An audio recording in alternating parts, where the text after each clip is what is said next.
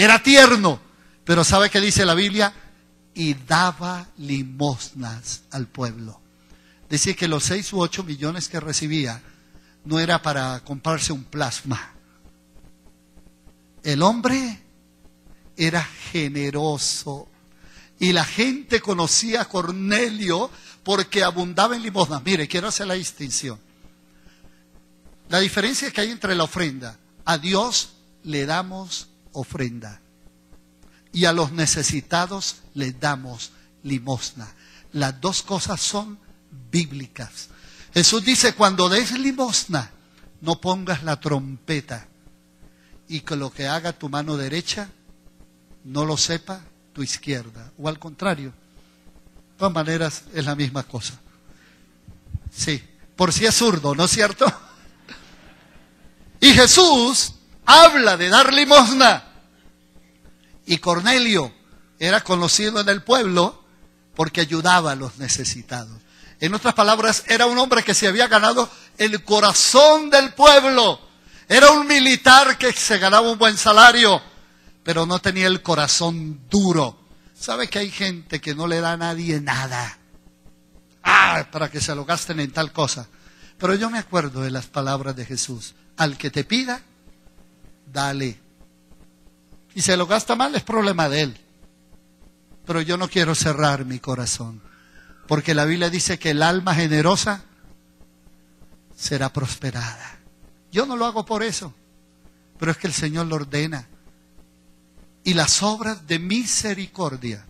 Fíjense que la Iglesia Católica, yo me acuerdo que del catecismo del Padre Estete decía que una de las responsabilidades del cristiano es cumplir con las obras de misericordia, las 7 corporales y las 7 espirituales. ¿Se acuerdan de las corporales? Dar de comer al hambriento, dar de beber al sediento, dar posada al peregrino. ¿Cuál? Vestir al desnudo, visitar al enfermo y enterrar a los muertos.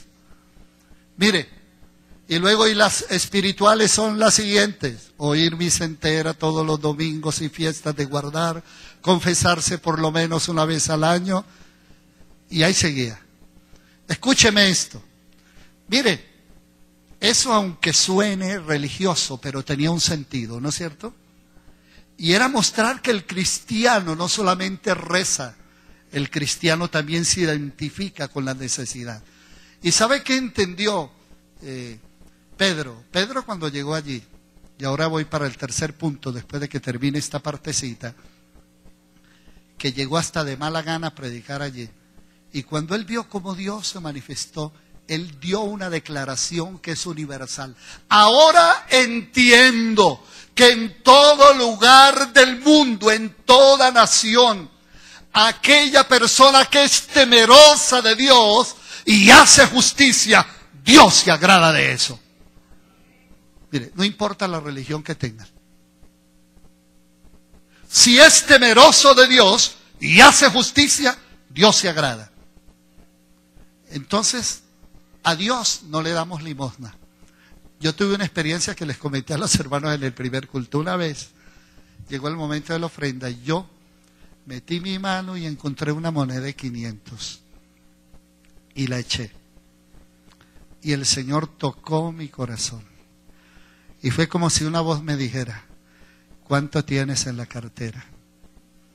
Y yo agaché mi cabeza y dije: Señor, ¿qué me quieres decir? Yo no escuché ninguna voz, era la voz de mi conciencia, el Señor hablándome.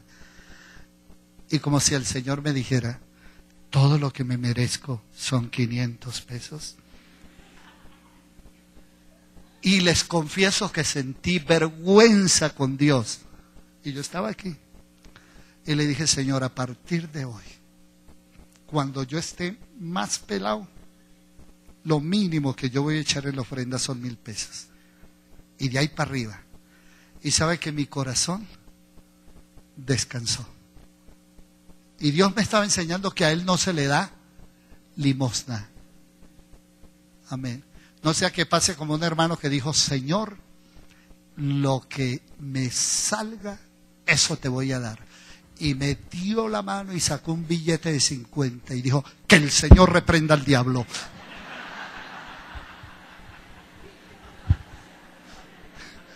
Mire, mis hermanos, al Señor se le da con alegría. Amén. Pero la limosna se le da a los pobres, no lo que a usted le sobra. Pero eso es parte de la cristiandad. ¿Pero qué dijo? ¿Qué dijo más el rabino Simeón? Que habían tres cosas: el culto, las obras de misericordia y la ley. Resulta que Cornelio, que tenía su iglesia casera, oraba a Dios siempre, reunía a sus hijitos, a su familia, pero no conocía el evangelio, era un gentil, era un militar de la compañía llamada la Italiana. Y una mañana que el hombre oraba a Dios, tuvo una visión, que un hombre venía y le decía algo importante.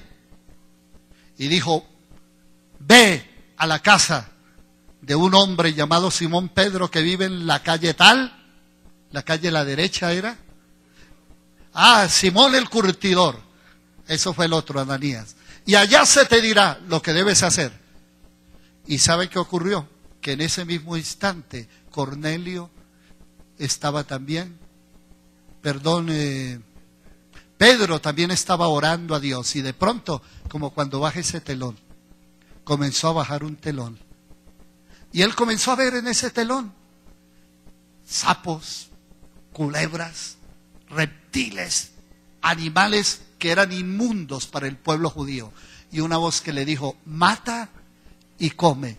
Y él dice, Señor, jamás ninguna cosa inmunda ha entrado en mi vientre. Y el Señor le dice, ahora mismo van a golpear a la puerta, un hombre te va a buscar, no rehuses en ir con él. Así que lo dejó en primera. Y cuando llegó a tocar, ¿usted es el señor Simón Pedro? Sí, señor. Pues mi Señor tuvo una visión y me mandó que lo buscara a usted porque usted le va a predicar el evangelio. El tipo se fue hasta de mala gana, porque ese inmundo, esas cosas, esos cuadrúpedos y reptiles que él vio, representaban al pueblo gentil, al que él llamaba un pueblo que no tenía derecho a las bendiciones de Dios. Así que cuando llegó allá, llegó hasta de mala gana. ¿Para qué me mandaron a llamar? Imagínense, un judío entrando en casa de un gentil.